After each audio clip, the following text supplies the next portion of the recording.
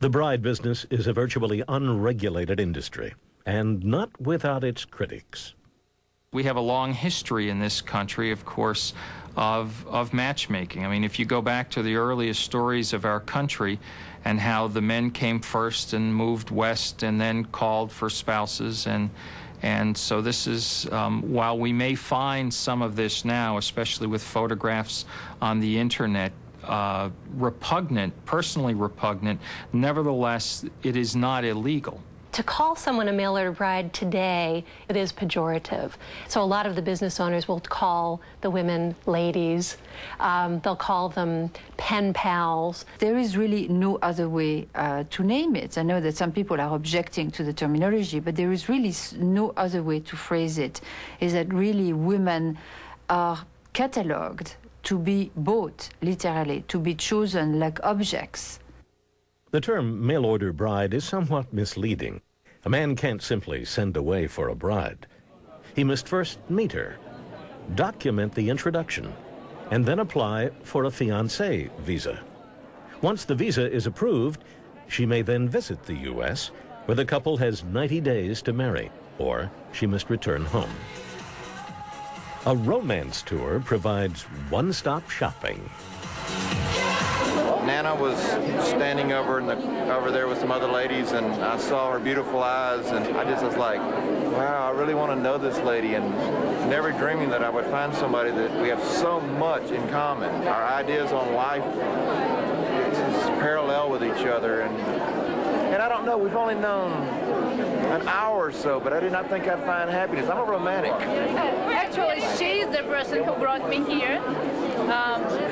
She's the wife of my American boss. Her husband speaks little Russian, and she speaks little English. That means that language is not perhaps the most important thing. And my best friend is my mother. And my mother, she'll make great grandmother to our children. Maybe not right away, you know. We have to get to know each other and make good husband and wife before you introduce children. When you go into the socials here, every woman in the socials looking at you, you feel totally different. Now you know how the women in America feel, because all of a sudden the tables have changed. It's like you're the important one. I found out that my age was not a factor. I had women as young as 24 wanting to interview with me up to age 51. Back in the States, I would say we probably, in a sense, feel like we have to take what we can get, in a sense. Yeah. Yes, yeah, very much so. Less, yeah. Here, I've been able to focus on what I want and what I need and what I feel like I want to have in a relationship, and I don't think I've known that for the last 10 years. So this has been a very freeing experience for me. Unlike companies that advertise thousands of women, Allah's agency harks back to the old-fashioned matchmaking traditions. She charges men $25,000 for this very personal service. I would say that the majority of our clients are looking for traditional women, those who are willing to stay home, to take care of children, and to be good housekeeper and wife, and they don't want them to pursue the career. They are very unhappy with American women. The American women, it seems like they have lost respect for the American man. You go out, you say hello to them, they don't even want to know you're there. They don't even want to know you exist. They just look right through you. Look at feminism. Look at the leadership of feminism. I mean, they don't need men at all. Most of them are lesbians. They don't need men at all. At least they claim. They want a career. They want children. Frankly, it's impossible. They're overworked and underloved in most cases.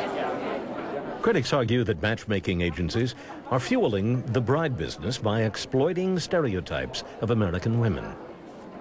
And of course, these poor men have to run outside of their borders in order to find women that are going to be understanding and feminine and so forth. And that's how they play it. It's incredible manipulation, which if it was just marketing an object, you know, you could make fun of it. But we are talking about people. We can understand that American women are threatened by American men looking overseas for wives. As far as the American feminist movement, what about their sisters in Eastern